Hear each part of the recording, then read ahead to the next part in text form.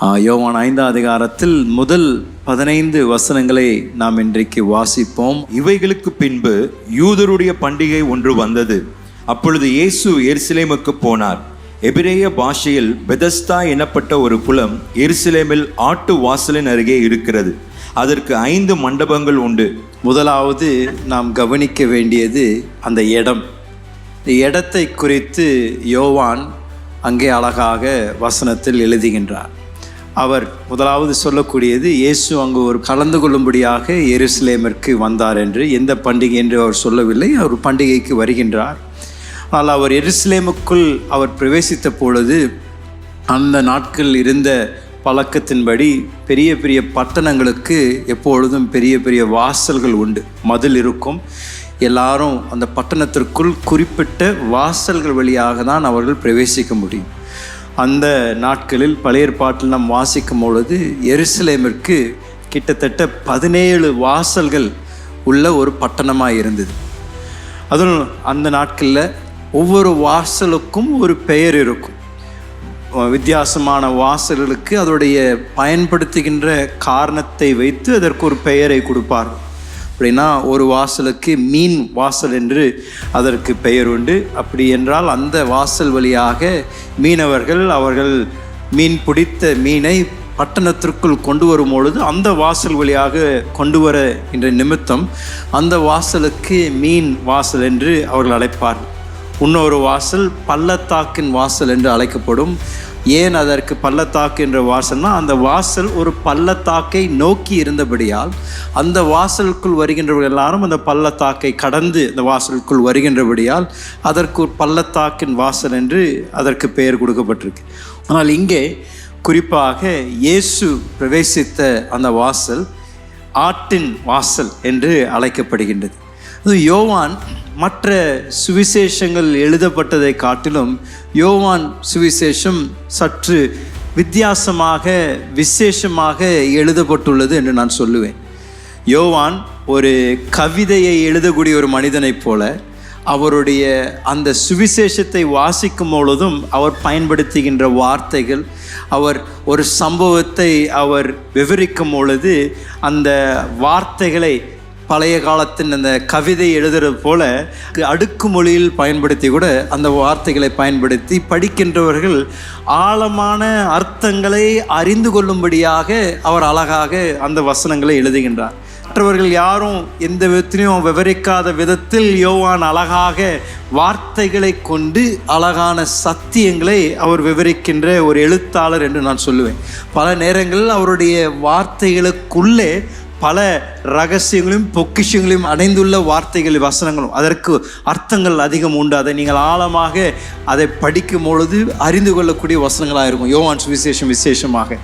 ஆகையால் தான் யோவான் இயேசு இப்படிப்பட்ட ஒரு வாசல் வழியாக வருகின்றார் என்பதை குறிப்பாக சொல்லுவதற்கும் காரணம் இருக்கின்றது. ஏனால் அவர் என்ன விரும்புகின்றார் என்றால், படிக்கின்றவர்கள் யார் இந்த இயேசு, அந்த வாசல் வழியாக வந்த அந்த முக்கியத்துவத்தையும் அறிந்து கொள்ள விரும்புகின்ற ஒரு எழுத்தாளர் என்று நான் சொல்லுவேன். ஏனால் யோவான் 1ஆவது அதிகாரத்தில் கூட யோவான் ஸ்நானகன் அவர் இயேசுவை குறித்து பேசுகின்ற வார்த்தையை யோவான் எழுதுகின்றார். அவர் சொல்கிறாரு, உலகத்தின் பாவத்தை சுமந்து எடுத்து போகின்ற தேவ ஆட்டுக்குட்டி என்று யோவான் ஸ்நானகன் இயேசுவை அறிமுகப்படுத்துகின்றார்.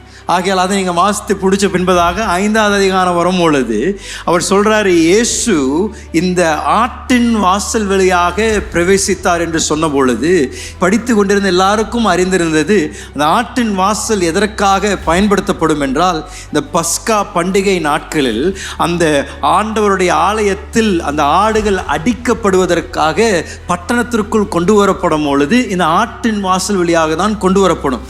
ஆகையால் யோவான் எழுதும் பொழுது அது சும்மா ஒரு குறிப்பாக எழுதினாலும் அதற்கு ஒரு அர்த்தம் வச்சிருக்கிறாரு. இதோ உலகத்தின் பாவத்தை சுமக்கக்கூடிய தேவ ஆட்டுக்குட்டி எருசலேமுக்குள்ள வந்த பொழுதும் என்ன பண்றாருன்னா, இந்த ஆட்டின் வாசல் வழியாகவே வருகின்றார் என்பதை அவர் எழுதி நீங்களும் நானும் அதிலிருந்து இந்த அர்த்தத்தை புரிந்து கொள்ளும்படியாக விரும்புகின்றார். அது மாத்திரமல்ல, அவர் அந்த இடத்தை குறித்து எழுதும் பொழுது அவர் இந்த பெதஸ்தா என்ற குளத்தருகே நடந்த சம்பவத்தை எழுதும் பொழுது அதையும் விவரிக்கின்றார். எப்படி அங்கே தூண்கள் இருந்தது, அந்த இடம் எப்படி, அங்கே ஒரு குளம் இருந்தது, அங்கே என்ன நடந்தது என்று மிக தெளிவாக அந்த இடத்தை அழகாக விவரிக்கின்றார். ஆவியானவர் இந்த வசனங்களை எழுதும் பொழுது அவர் முன்கூட்டியே எல்லாம் அறிந்திருக்கின்றபடியால் அந்த ஏவுதலை கொடுத்து யோவானுக்கு கட்டாயம் எழுத வைத்திருப்பார். ஏனென்றால் பல நூற்றாண்டுகளாக இந்த வேத பண்டிதர்களும் ஆராய்ச்சி செய்கின்றவர்களும் எருசலேமில் எல்லாவற்றையும் அவர்கள் தேடி கண்டுபிடித்து கொண்டிருந்த பொழுது இந்த ஒரு இடத்தை மாத்திரம் அவர்களால் கண்டுபிடிக்க முடியவில்லை. இந்த பெதஸ்தா குளத்தை, இந்த பழைய நாட்களில் நடந்த எல்லா சமூகத்தை பூமியை தோண்டி ஆராய்ச்சி செய்கின்றவர்கள் எருசலேமில் எல்லா இடத்தையும் தேடி தேடி பார்க்குறாங்க. ஆனால் இந்த பெதஸ்தா குளத்தை மாத்திரம் யாரும் கண்டுபிடிக்க முடியவில்லை. ஆகையால் வேதாமத்தை சந்தேகப்படுகின்றவர்கள், ஆண்டவரை நம்பாதவர்கள் உடனடியாக என்ன சொல்ல ஆரம்பித்தாங்கன்னா, பாருங்கள், வேதாமம் சும்மா கதை தான், இப்படி இவ்வளோ தூரம் ஒரு தெளிவாக எழுதியிருக்கிறாரு, ஆனால் இப்படிப்பட்ட ஒரு இடத்த இவ்வளோ நூற்றாண்டுகளாக தேடுகின்றோம், இன்னும் யாராலும் கண்டுபிடிக்க முடியல என்று பலர் அதை குறித்து குறை பேச ஆரம்பித்தார். ஆனால் 1967 ஆண்டில் கான்ராட் என்ற ஒரு மனிதன் இப்படி ஆராய்ச்சி செய்து கொண்டிருந்த பொழுது, தோண்டி கொண்டிருந்த பொழுது, யோவான் இவ்வளோ அழகாக விவரித்த இடத்தை அவர் கண்டுபிடித்து, பெதஸ்தா குளம் நடந்த அந்த அற்புதத்தின் இடத்தை, இன்றைக்கு நீங்கள் எருசலேமுக்கு போவீர்கள் என்றால் இன்றைக்கும் நீங்கள் அந்த இடத்தில் நின்று இந்த சம்பவம் நடந்த இடத்தை நீங்கள் கண்ணால் நீங்களும் பார்க்கக்கூடும். என்ன ஒரு அற்புதமான ஒரு காரியம்! அப்படின்னா இதிலிருந்து என்ன நமக்கு தெரியுதுன்னா, ஆண்டவருடைய வார்த்தை கட்டு கதை இல்லைங்க, யாரோ ஒருத்தருடைய கற்பனை இல்லை, இது உண்மை, சத்தியம், நடந்த சம்பவங்களை குறித்து நாம் வாசிக்கின்றோம். மனிதர்கள் நினைச்சாங்க இது நடக்கல, யோவான் சும்மா எழுதினாருன்னு. ஆனால் இன்றைக்கும் சரித்திரம் அதற்கு சாட்சியாக இருந்து, நீங்கள் இன்றைக்கும் எருசலேமுக்கு போனீங்கன்னா இன்றைக்கு அந்த வாசலுடைய பெயர் மாற்றப்பட்டிருக்கின்றது. இன்றைக்கு அந்த வாசலுடைய பெயர் ஆட்டின் வாசல் இல்லை, சிங்கத்தின் வாசல் வழியாக எருசலேமுக்குள் போனீங்கன்னா இன்றைக்கும் அந்த பெதஸ்தா குளத்தருகே நீங்கள் போய் நின்று இயேசு அந்த இடத்தில் செய்த அற்புதத்தை நீங்கள் காண உங்கள் எல்லாராலும் கூடும். இதிலிருந்து என்ன தெரியும்னா, தேவனுடைய வார்த்தை உண்மை உள்ளது என்று நாம் அறிந்திருக்கிறோம். ஆமென் சொல்லலாமா?